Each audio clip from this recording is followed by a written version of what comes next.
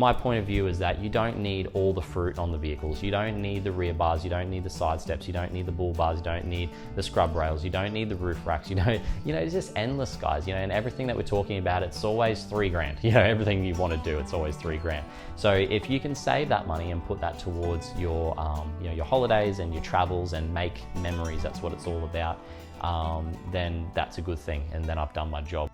G'day guys, it's Mark here from North Oz, and in today's video we're going to be having a discussion today. I've got a few reasons written down, a bit of a jumping off point, and have a discussion about why you probably don't need a rear bar. And also for those people that do need one, we'll have a discussion about what that person might look like in terms of who would actually need a rear bar. And I came very close a few months ago to purchasing a rear bar, but after I weighed up these factors that we'll talk about, I ended up deciding against it. So let's get straight into today's video. So before we start today's video, guys, I just want to say that I do have a website up and running now. I've just got stickers on there at the moment. Slap them on the back of your vehicle in support of North Oz. I'm not really a fan of doing the whole Patreon thing. I don't have a Patreon or anything like that. I don't believe you guys should be paying money to watch my videos. They should be free, but if you guys would like to support the channel, feel free to just, underneath this video, there's a little like bar section and it's got a shop on there with a sticker. So if you guys want to support the channel, you can do it there. But I think you guys should get something for your money if you're going to be paying for something. So we'll get straight into our very first reason about why you probably don't need a rear bar. The first reason is the storage of another spare wheel. So on my Prado here, I've got underneath here a spare wheel, one spare wheel. I don't need more than one, and that's the point. I don't need more than one spare wheel. So what the rear bar, and I guess we're having a discussion about rear bars, so let's talk about the ones that I was interested in. The rear bars interested in basically cut off this bottom section here, replaced it with a piece of steel. And what would happen then is basically the rear sensors would be relocated to the steel bar. It would weigh quite a bit, this bar, and it would also have a toe point in there as well. You could configure it 2 pivot points on either side. You can configure it for however you like. You could have 2 spare wheels. You could have a spare wheel and dual jerry can, whatever you want to do. So my configuration that I was going to go with was going to be a spare wheel holder and a dual jerry can holder as well. And that would give me a little bit more flexibility off-road. Now, I decided against it because one, price, I wasn't going to spend the money on it purely for these next reasons that we're going to talk about, but the cost was a very big factor. So if we're staying on track, and I want to stick to my list because there were a good few reasons why I wanted to, I decided against getting a rear bar, and that was because I don't need more than one spare wheel. The tracks that I'm doing are not serious enough where I'm going to require more than one spare wheel. Yes, having the peace of mind would be handy, but it's also a popular vehicle. There's going to be other vehicles around that would have, it's very common tire size, very common wheel size. I'll be able to get one off someone else or do something, and I'm not going that remote. I'm doing travel, touring around Australia, and I'm enjoying it. And at the moment I'm just sticking to North Australia. That's all the stuff that you've got on here, but I'm also starting to work my way south as well. And for the stuff that I'm doing, I don't need that extra wheel at the moment. One is more than enough. So we might as well talk about the second thing, which I pretty much already talked about before, but it was cost. So the cost of rear bars, the more you start adding to them, it gets more and more expensive. With the cost, the cost is in installation as well, because it's quite a tricky installation with cutting the original panel, making sure that looks nice and that's done well. And then you've obviously got quite a big lump of steel on there too. So just a couple of things to consider there, guys, is that you will be paying for the hassle to replace this rear bumper. The third thing I wanted to talk about, guys, was the weight. So depending how you kit out your rear bar, you're adding quite a lot of weight to the vehicle. And by the time you add, I'd say that you would want some front protection as well. If you are someone who's going that remote, you'd probably want at least a bull bar as well. You're pretty much getting by the time you have another spare wheel on the back and you've got your dual jerry cans filled up, you're at GVM. So you're going to need a GVM upgrade as well. So if we're talking about weight, you're going to blow straight past your GVM, which I will be doing a video on very shortly, because that's a very tricky topic, and you guys really need to understand. We need to have a discussion about the GVM values specifically as well to the Prado, but it will apply to all vehicles. So weight, cost, and obviously the storage of the wheel is something that's quite important.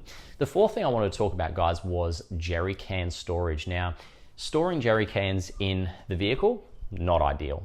If it's filled up with diesel, that's going to be a bit of a problem because it's going to stink out the car, and I don't want that. It's a wagon. One of the downsides of having a wagon, which I'll make, again, another video on very shortly.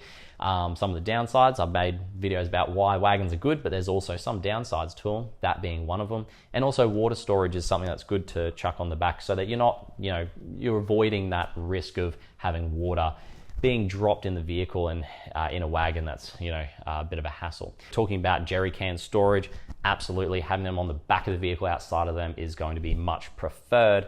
But I had a good think about it, and I thought to myself, why do I need to carry jerry cans? Well, increased fuel range. Okay, yep, that's something that could be beneficial. Even though I'm getting close to 950 kilometers out of a tank on here, and because this is the flat back Prado, I'm missing the sub tank as well. So if you had just a normal spec one, you'd get a lot more than me, of course.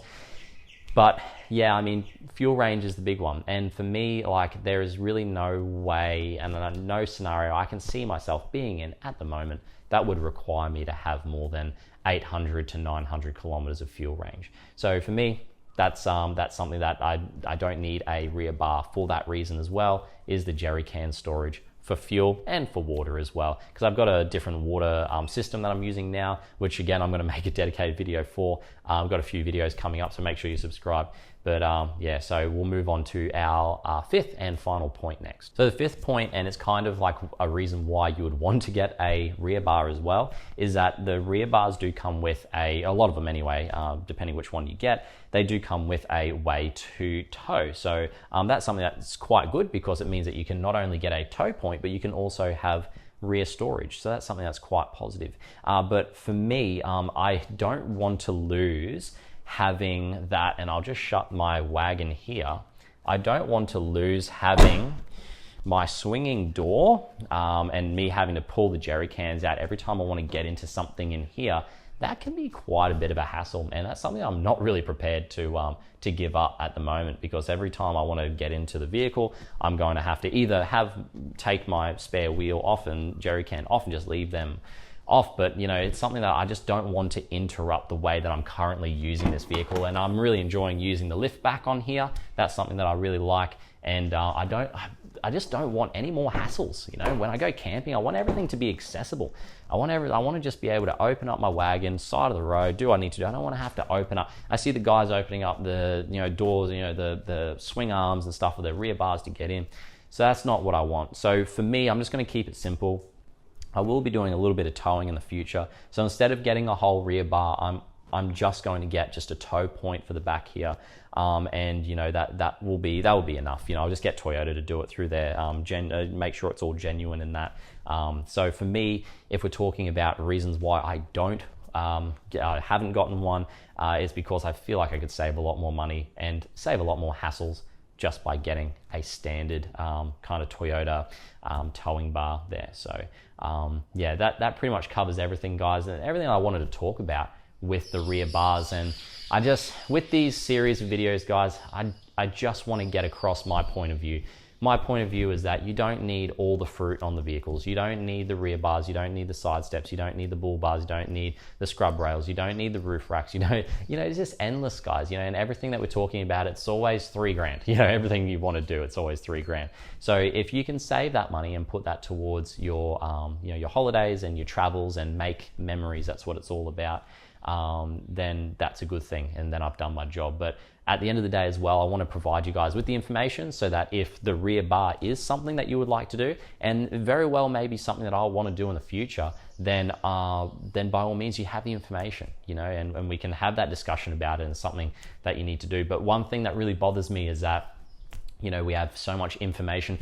I guess it's kind of misinformation, is that we see all these guys doing these really, really tough tracks, and we're like, oh, we need that on our vehicles. That's what a stock four-wheel drive looks like. And it really isn't, guys. You know, what you see here is, for me, this is quite an extreme setup. You know, and this is just stuff that I've done myself. You know, I went out and bought a lot of this stuff myself. The only thing I haven't done on this vehicle myself is the electrical work on it. And even then, I planned it out. It wasn't that difficult. It doesn't have to be extreme. You can go out and you can, you know, you can still enjoy your holidays and do what you need to do.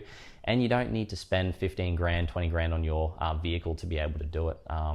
Unless that's something that you would like to do. You know, if you have a very specific track that you would like to do, or you have a very specific situation that you know you're going to find yourself in, well then, you know, go ahead and get the accessories that you need. And because that is the whole point of just getting the things that you need, not the things that you might need. You know, try to focus on the things that you will need. And I hope that these series of videos kind of gives you my perspective, a little bit of perspective from, you know, someone else that's maybe not in the industry, you could call it. I'm just here, just out enjoying life, doing my camping, doing my traveling, not paid by anyone. I'm just hanging out, having a discussion with you guys and telling you about some of the things that I've done and, you know, to my vehicles, and some of the things that I haven't done.